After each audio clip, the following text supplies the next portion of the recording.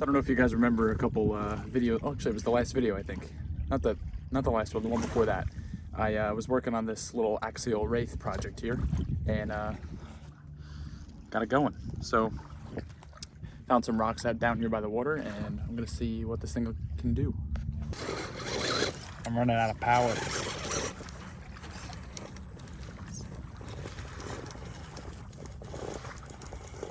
Come on, come on.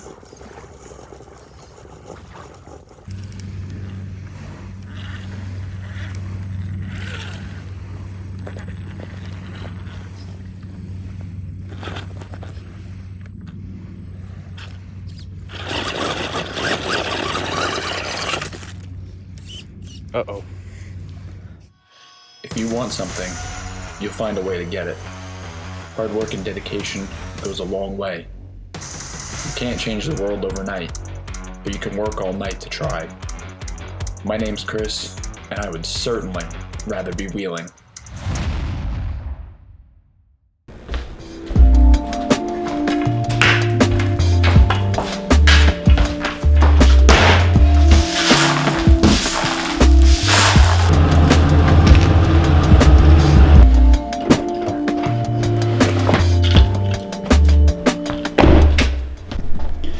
Well, this stupid thing came out so good.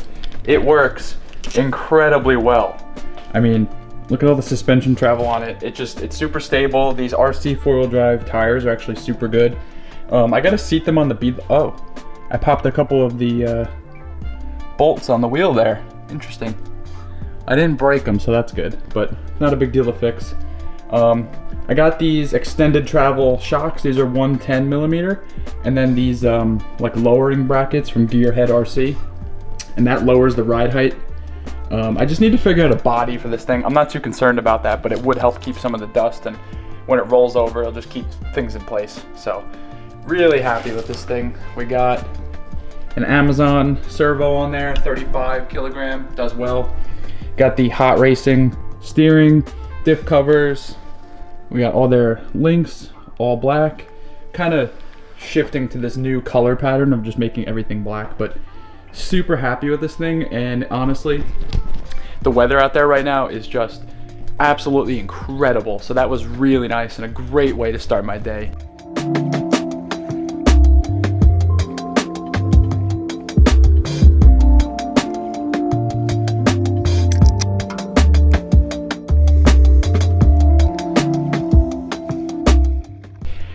So back the truck into the shop here. Takes up literally the whole entire space. But it's time for an oil change on this thing. I usually use Mobil 1, but I've been hearing like a lot of bad things about Mobil 1 all of a sudden. So Walmart was like completely out of all my oil, so went with Castrol Edge 5W30. It's Dexos, it's full synthetic, so she'll get her done. So I'm gonna crawl under there, gonna get that oil change done, and then I have to go get the Jeep, the other Jeep, do the oil on that. And then if I have enough time, I'm gonna put the battery on charge for that, play with that again, and get going on the Jeep project again. I got a lot of stuff to fill you guys in on. That last video, I apologize for the delay in my videos there, but you know what? Stuff happens, and what are you gonna do?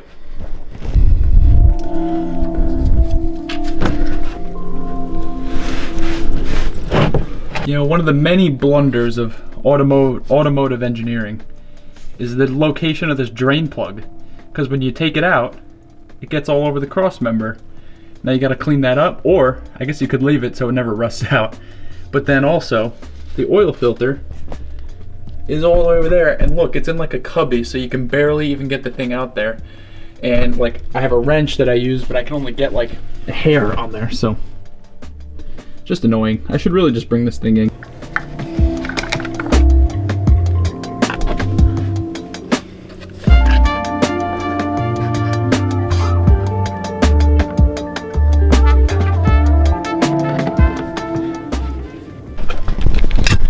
Alright, this part always freaks me out because I just don't trust myself sometimes, but I know the filter's on, tighten the nut twice, the oil fill cover is on, turn her on.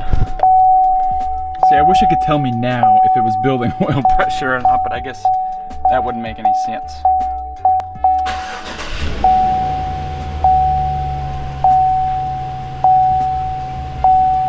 seems happy. I hate how it does that. Yeah, there we go. Okay, cool. We got the pressure, baby. Never lost a 10 mil. Don't say that. You never say that. I actually never lost one. You never say, even if you haven't. No, it's all right, because then it gives me the excuse to go get new sockets. Don't say that. He bought John a tool set. Literally every type of 10mm socket, wrench, everything. It's all 10. It's smaller than a 10. You're the only person I know that does that. Really? Yeah. Put it in dry. You let your bearing suffer for a minute. It's good for him. Yes. Actually, I just forgot. You can't do that on a Jeep because you put it in sideways. So it's all just gonna. You can. You got a little bit. You did because it won't all come out. Which, yeah, be quick.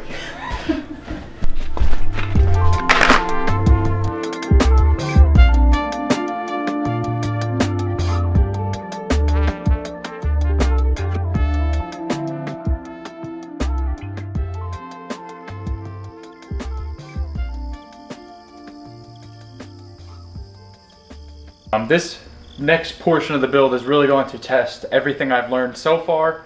The front end was really complicated, so in theory the rear end should be a little bit easier because there's less moving parts.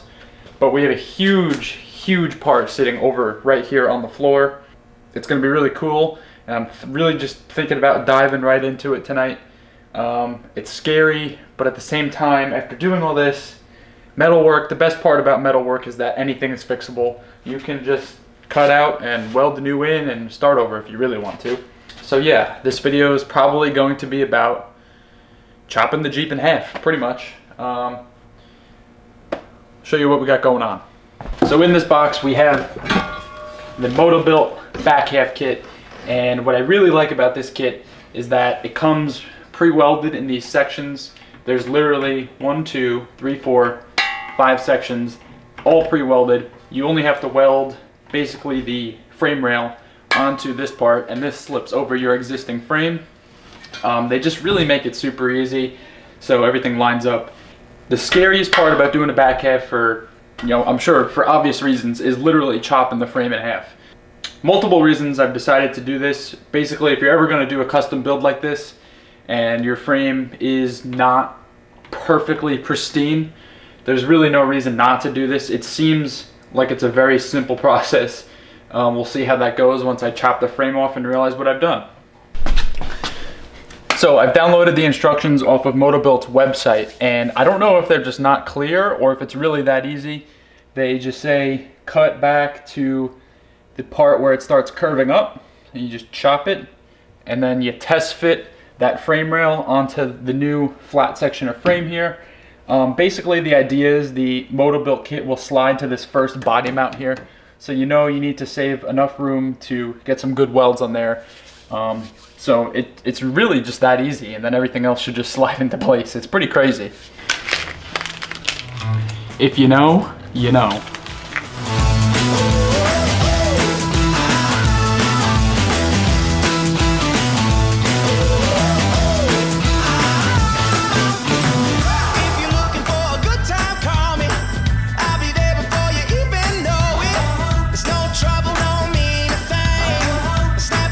So for this part, I didn't really mean to film this whole thing in slow motion, but right here I was explaining how I was figuring out where the flat part in the frame was.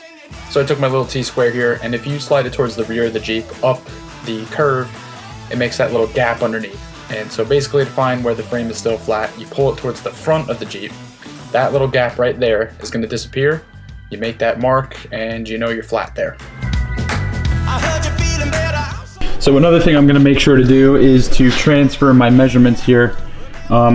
This, I have used I used a Plumb bob to get my stock back of tube. That was with my short arms that were still attached to the frame and everything bolted in. And so I hung my Plumb bob down, made that mark. So this is stock. That's a great reference number to have.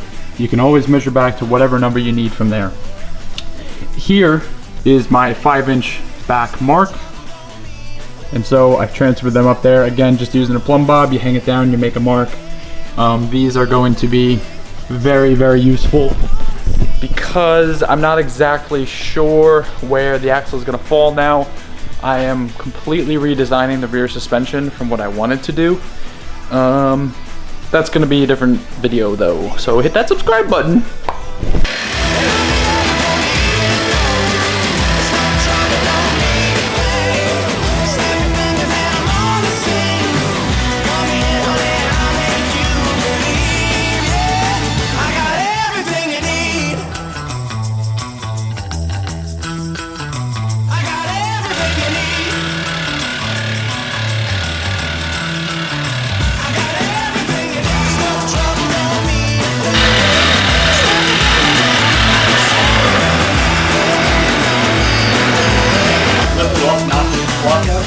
Yeah. You want to just Well, I'll pull it let back that- and knock the block over? Actually, you can pull it back some, and I can reach under. Oh, that makes it actually a ton easier. Yeah, that's about where it's gonna go. If you guys lift it up, I'll put this thing out. Ready? Like what? Oh, 3 people. There's no frame. My mid rust-free frame. Yes! My mid's rust-free frame.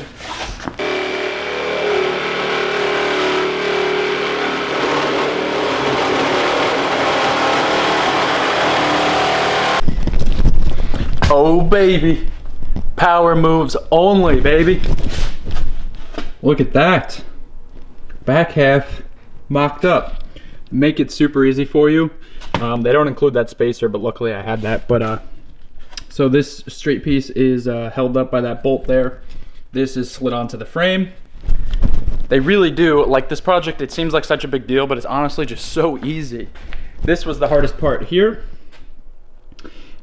I can pretty much walk you through how I did that when I do that side, but it was, I mean, it's ridiculously easy. Chopped it out all nice. I mean, come on, this is so cool. Whew. All right, that's good progress for one night. Hopefully I can get the other side done. Maybe this weekend we can get this thing welded up. Everything's gonna be alright, gonna be alright. Everything's gonna be alright. All right, so this part right here, cutting out these frame rails in the rear, is probably the hardest part of this whole kit. So I'm just gonna give you a quick overview of what I'm doing to fit them up. It worked pretty well on this one. So basically, you got a 3-inch frame rail that you know is coming out somewhere over here. So I just used this body line, panel line thing as a reference. Just went right inside of it. You could probably go right up against it. I'm probably gonna have to widen that. We'll see how this thing squares up. But I'd rather cut too little at first. Over here you can see we have some rust, so there's going to be modification, but I'm gonna run through this first. So just using a quick T-square, use the bottom of the body to square it up, draw your lines 3 inches apart. You can use the, again, you use that panel as your reference. I have a 1-inch body lift currently on this Jeep. I think it's 1 inch, it might be like 1 1/4. But I'm going to measure up 2 inches right here and just cross that out. And then basically you just cut out the box. It's rather simple. It's probably the most involved part to cut it cleanly. You don't really have to cut it cleanly because this whole part gets like covered up anyway. So I just like knowing that things are nice. So we're gonna get started on this. It's that easy. It's crazy how simple this kit is. All right, so I was gonna set up and do a little voiceover, but I decided I didn't need to. Basically, you can see I took my Sawzall, cut up my long here, drilled out the corner, and then I'm gonna use the little hacksaw and just cut across there. Did the same thing on the inside. Make sure you can get that. You can see that hole. I'm just gonna drill over. Oh, there it is. Just gonna cut that out and that box will fall right out, and then we'll test fit the frame rail.